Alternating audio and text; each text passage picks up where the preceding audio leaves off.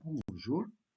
On va traiter un exercice résolu sur les dangers de la vitesse, c'est-à-dire sur la sécurité routière, niveau 3e année collège. Bien. Donc, l'énoncé de cet exercice, un conducteur d'une voiture qui roule sur l'autoroute à une vitesse V de 90 km/h a été surpris après avoir vu un obstacle sur la route à une distance D de 120 mètres.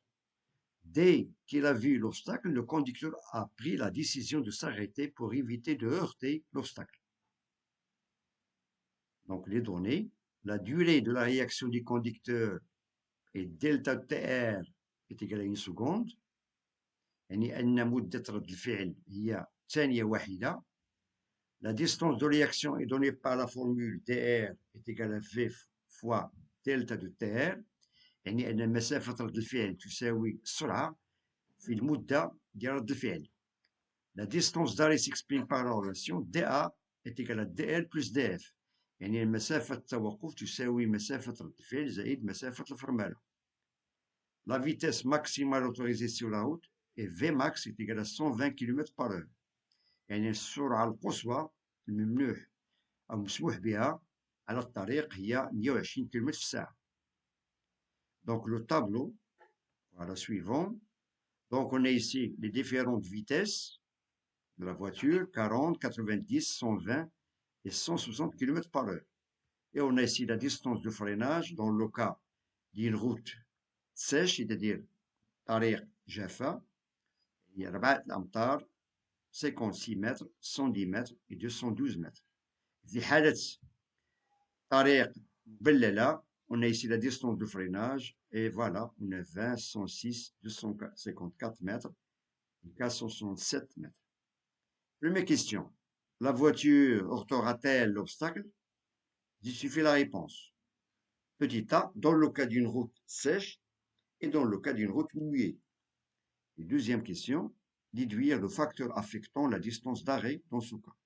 يعني السؤال الأول مطلوب هل السيارة سوف تصطدم مع الحاجز مع التعليل في حالة إذا كانت الطريق جافة وفي حالة إذا كان الطريق مبللة بالماء. والسؤال الثاني يعني استنتج العامل الذي يؤثر على مسافة التوقف. Bien. On va commencer par la première question. La voiture heurtera-t-elle l'obstacle? Il suffit la réponse.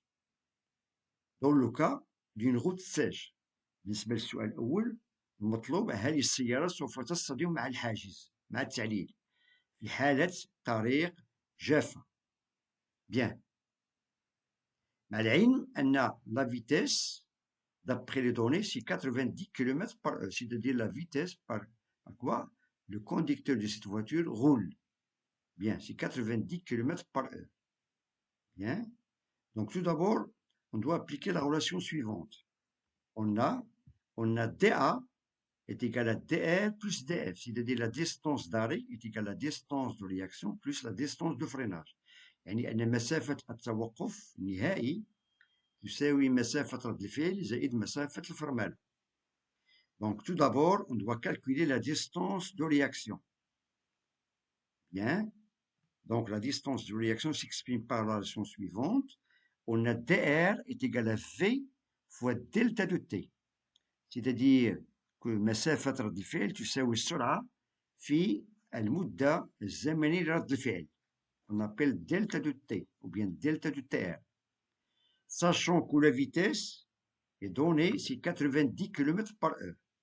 Donc on doit toujours travailler par les unités internationales, c'est-à-dire on doit exprimer la vitesse en mètres par seconde, c'est-à-dire 90 km/h, on doit la convertir en mètres par seconde, il suffit de la diviser par 3,6. Et on trouve que la vitesse est égale à 25 mètres par seconde. Voilà. On a ici la vitesse est exprimée en mètres par seconde et on a la durée est exprimée en secondes. دائما يجب تحويل السرعة إلى النظام العالمي c'est-à-dire المتر على الثانية. Voilà. Et on applique. On a ici dr est égal à 25, voilà 25 mètres par seconde fois 1 seconde. et on trouve que la distance de réaction est de valeur dr est égale à 25 متر. يعني أن مسافة رد الفعل تساوي 25 متر في حالة سرعة ديال 90 كيلومتر الساعة، وعلى طريق جافة أن المسافة الفرملة تساوي في هذه الحالة 56 متر. D'où on a df est égal à 56 mètres et on calcule dans ce cas, d'après la relation dA est égal à dr plus df. Il suffit de remplacer ces deux valeurs dans cette formule, voilà. Et on a dA est égal à 25 plus 56 qui est égal à 81 mètres et on constate qu'il est inférieur à la distance entre la voiture et l'obstacle qui est égal à 120 mètres. Cela veut dire que la voiture évite, voilà, donc sur une route sèche, la voiture a évité l'obstacle, car la distance d'arrêt est inférieure à la distance entre la voiture et l'obstacle qui est égal à 120 mètres. تلاحظوا هنايا أن مسافة التوقف اللي تساوي لنا 81 متر، تلاحظوا بأنها أصغر من المسافة بين السيارة والحاجز. في هذه الحالة أن السيارة سوف تتجنب اصطدام الحاجز. Bien. Question suivante. Dans le cas, on a une route qui est mouillée. يعني في حالة طريق مبللة. Donc في هذه الحالة on a دائما la distance de réaction c'est la même, c'est 25 mètres, mais d'après le tableau, on a la distance de freinage est égale à 106 mètres, car la distance de freinage dans le cas d'une route mouillée est de 106 mètres. Voilà, on a dr est égal à 25 mètres, df est égal à 106 mètres, donc on doit appliquer la même relation, voilà.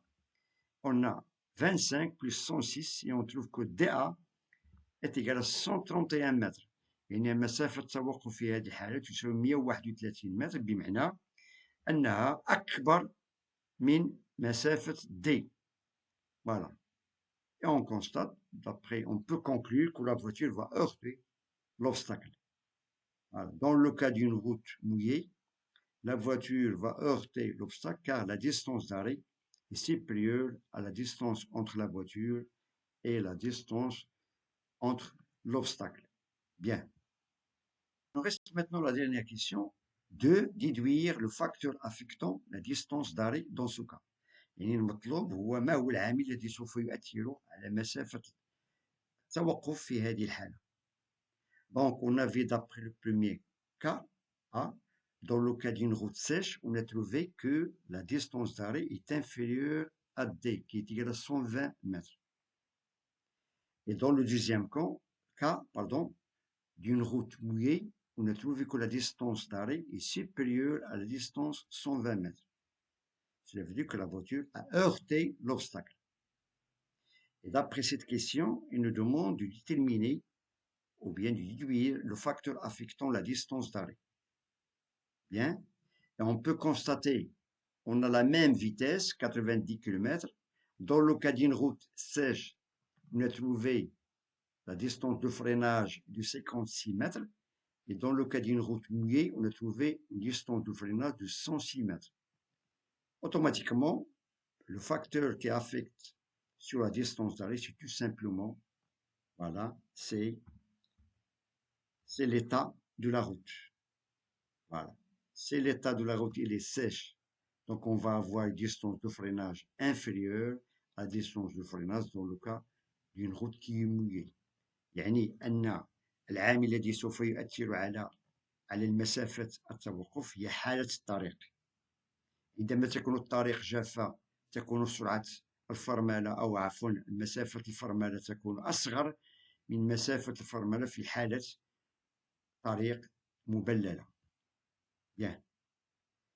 Donc, je vous remercie de votre attention. Bon courage et à très bientôt.